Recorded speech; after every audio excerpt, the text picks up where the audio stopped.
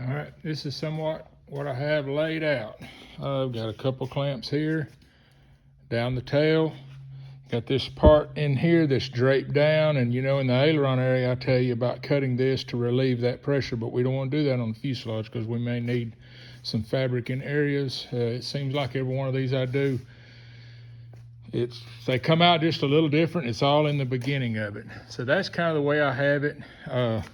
As you know, we're only covering up to the back of the skylight, to the front of the back post, around the window, and down that front gingerbread right behind the boot cowl. When you have it laid out like this, you want to make sure that you have enough down around here. Doesn't matter back there, you know, as long as you're over both sides, and you can look at it and see that it's got a, you know, if it has a little shift in it and wrinkles and everything. We will have the situation on the other side, probably, and we may have on this side what I call the cub shark mouth. What you'll end up doing is when we start coming around to that top center longeron, and then we have to go all the way over to the center of the back of that skylight, we will start to pull this away here and run out of room.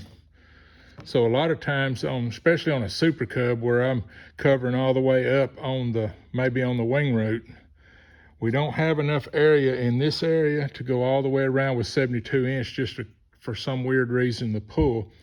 So I will go into the front and I'll cut right down the center of that area to about right there.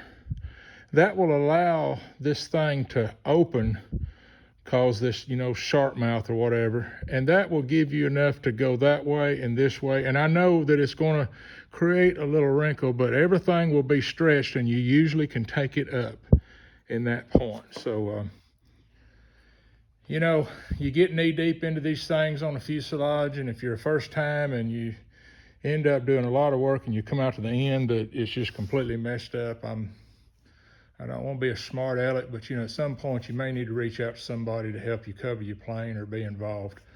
You know, many times we throw the professional under the bus, you know, that, well, we think we've got YouTube and we're going to listen to old Robbie and we're going to create that show winner plane. Well, that has happened many times.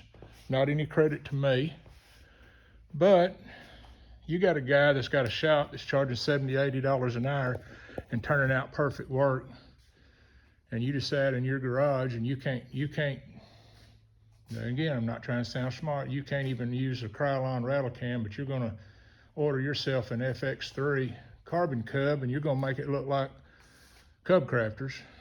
Sometimes that works, sometimes it doesn't. It is what it is. You know, I tell many people, you know, if you dent the front fender of your pickup, do you pull it in the garage and get the Bondo? And most people go, no, I got a body man that does good work. Well, same thing with this. You know, you got a guy that's a professional, but because we try to teach this doesn't mean that everybody can do it right. Everybody can do it, but you know, there's just some things, you know, I've been doing it 30 years and I'm still trying to perfect my paint jobs and, you know, trash and different things. So, you know, just kind of back up and think for a minute if things go awry, that you may need to reach out to someone, because you're going to need an IA to sign this stuff off, especially pre-cover inspections. You know, I've had several people call and say my airplane's sitting here in the hangar and it's put together, and the IA that was going to sign it off ended up passing away. What do we do? You know, and I'm like, okay, you're going to have someone that's just going to trust what you've done or what someone has done and sign that off. You can't just physically look at a cover job and tell just what was done in the wings and everything. So that was my little short soapbox deal. And, you know, and it's hard to do a J3 over the video. Like I said, Don Wade and them over at C&D has done a lot of them.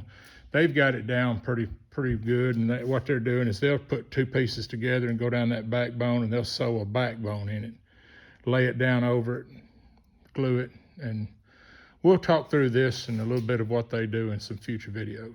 But that's where I'm at right now. I'm fixing to turn it up vertical.